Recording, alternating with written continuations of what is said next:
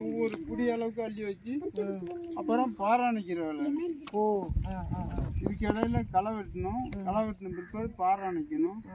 பாராணிச்ச பிறகு கேட்டு இந்த பருத்தி வந்து இலையுதுல நம்ம போட்டிருக்கிற இந்த ட்ரெஸ் இதெல்லாம் எதுல இருந்து வருது? இந்த காட்டன் இந்த பருத்தில இருந்து. அப்ப இந்த பருத்தில இருந்து வருதுன்னா அதை வந்து அவங்க விவசாயம் எந்த அளவுக்கு பண்றாங்கிறத அவங்க சொல்றாங்க. எல்லாரும் குறிப்பு எடுத்துக்கங்க, நான் வந்து கேட்பேன். ஓகே, சொல்லுங்க. வச்சுட்டீங்க. அடுத்தது எத்தனை நாள்ல வந்து? இது 30 நாள்ல வந்து பூ பூக்க ஆரம்பிக்கும்.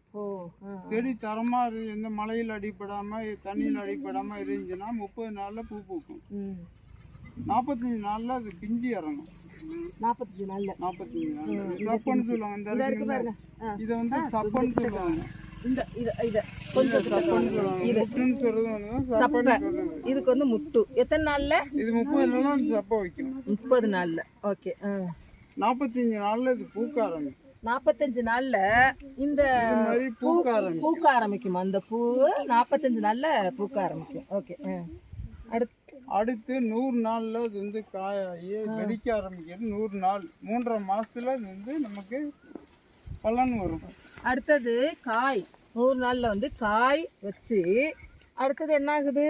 இந்த மாதிரி பஞ்சு வந்து இதோ பஞ்சு வெடிச்சிருது இல்லைங்களா? இது அப்ப இது 100 நாள் பயிர். உங்களுக்கு வந்து அந்த ஈல்டு கிடைக்கணும்னா விதை போட்டத்துல இருந்து 100 நாள் 3.5 மாசம் நம்ம பாதுகாக்கணும். இதுக்கு இடையில பூச்சி விடாம பாதுகாத்துட்டு வரணும். இப்ப அசுனி பூச்சி வந்துருக்கு. இதெல்லாம் ஒரு அசுனி பூச்சி. இந்த பாருங்க, இது இந்த பாருமா, எல்லாரும் பாத்துங்க. இதுதான் அசுனி பூச்சிங்க. எடுத்துக்கிட்டா எடுத்து இந்த பாருங்க.